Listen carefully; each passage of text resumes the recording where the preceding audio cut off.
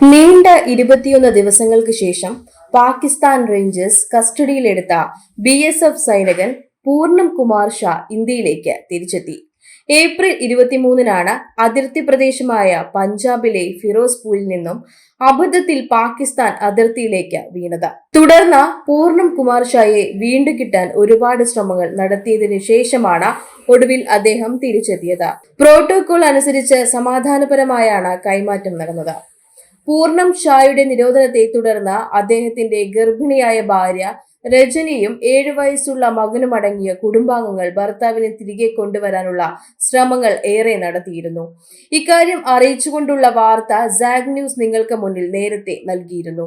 6-ാം ദിവസമായിട്ടും BSF ജവാനായ പൂർണം Kumar ഷായെ പാകിസ്ഥാന്റെ പിടിയിൽ നിന്നും മോചിപ്പിക്കാൻ ഇന്ത്യക്ക് ഇതുവരെ കഴിഞ്ഞിട്ടില്ല എന്നത് രാജ്യത്തെ തന്നെ സംബന്ധിച്ച് ആശങ്കയുണ്ടാക്കുന്ന കാര്യമാണ്. ഭർത്താവിന്റെ വരവിൽ തന്നെ പിന്തുണച്ച എല്ലാവരോടുമായി നന്ദി പറഞ്ഞിരിക്കുകയാണ് രജനി. രാഷ്ട്രം അദ്ദേഹത്തോടൊപ്പം ഉണ്ടായിരുന്നു. മുഖ്യമന്ത്രി മമതാ ബാനർജി പലതവണ എനിക്ക് പ്രതീക്ഷ നൽകിയതായും അവർ അറിയിച്ചു. പൂർണം ഷായുടെ നിരോധനത്തിൽ ബംഗാൾ മുഖ്യമന്ത്രി മമതാ ബാനർജി ആശങ്ക പ്രകടിപ്പിച്ചിരുന്നു. BSF ജവാൻ പൂർണം കുമാർ ഷായെ മോചിപ്പിച്ച വിവരം ലഭിച്ചതിൽ സന്തോഷം പ്രകടിപ്പിച്ചുകൊണ്ട് സമൂഹ മാധ്യമമായ എക്സിൽ പറഞ്ഞു.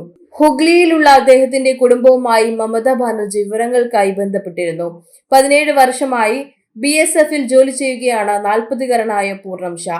ജമ്മു കാശ്മീർ മുതൽ ഗുജറാത്ത് വരെയുള്ള 3323 കിലോമീറ്റർ ദൈർഘ്യമുള്ള ഇന്ത്യ പാകിസ്ഥാൻ അതിർത്തി കാവൽ നിൽക്കുക എന്നതാണ് BSFന്റെ ചുമതല. പട്രോളിംഗിനിടെ BSF ഉദ്യോഗസ്ഥൻ അബദ്ധത്തിൽ അതിർത്തി കടക്കുന്നത് സാധാരണമാണ്. തുടർന്ന് ഫ്ലാഗ് മീറ്റിംഗുകൾ സംഘടിപ്പിച്ച് അവരെ മോചിപ്പിക്കുകയാണ് പതിവ്. പൂർണം ഷായ്ക്ക് വേണ്ടി 4 ഫ്ലാഗ് മീറ്റിംഗുകളായിരുന്നു നടത്തിയത്. അതൊന്നും പക്ഷേ ലക്ഷ്യത്തിലെത്തിയിരുന്നില്ല. പഹൽഗാം ഭീകരാക്രമണത്തെ തുടർന്നുണ്ടായ സംഘർഷങ്ങൾ കാരണമായിരുന്നു അദ്ദേഹത്തിന്റെ തിരിച്ചുവരവ് വൈകിയത്. Zag news, Thiruvananthapuram. നേരിന്റെ വാർത്തകൾ നിങ്ങളുടെ വിരൽത്തുമ്പിലെത്താനായി സാഗ് ന്യൂസ് ചാനൽ സബ്സ്ക്രൈബ് ചെയ്തും ഷെയർ ചെയ്തും ഒരു ശരിയായ മാധ്യമ നിലപാടിന് പങ്കെടുക്കാൻ ഞങ്ങൾ നിങ്ങളെ ക്ഷണിക്കുന്നു.